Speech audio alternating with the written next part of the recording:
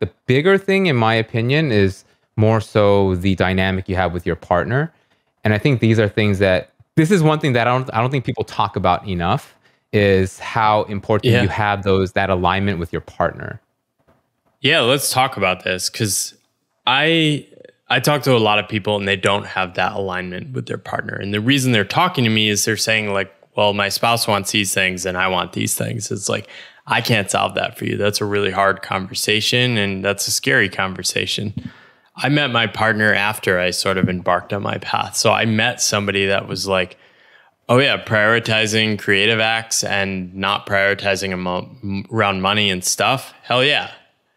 And like the power I get from her and her me in saying like, I don't care if you have a job right now, the art you're creating now, like some of her art is up here. Like this kind of stuff she just like whips out. It's beautiful. But I tell her like, this matters. Like you're channeling like magic in those moments. And like, I want to build a life around that.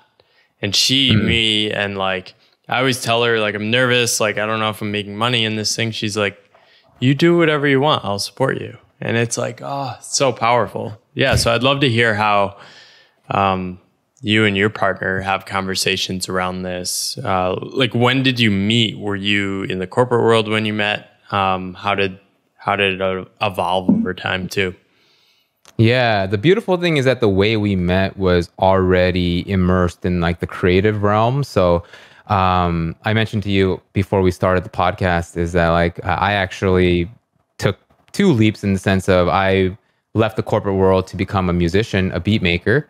And when I was in that space, I actually was also part of a nonprofit where we taught mainly high school kids how to make beats and how to DJ and how to record, stuff like that.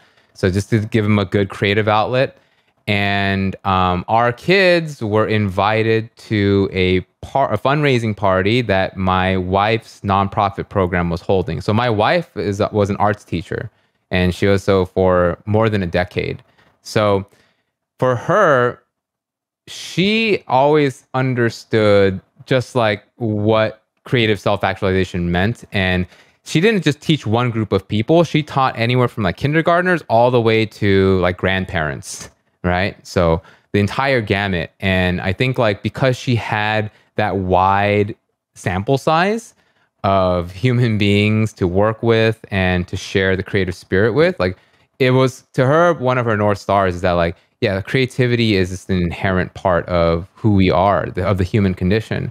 So, you know, when we met, it was like we were kind of grounded in that conversation already. So kind of similar to you and your wife, when you met, you were already kind of on your path, like you knew what you were kind of looking for in a certain sense.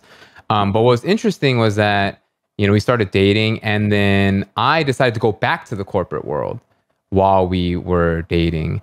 And, you know, but with the details matter here in the sense that it's not because I felt like I need to go make money. Like that was part of it, but also I was starting to become disillusioned with music as the art form that I might want to become my career.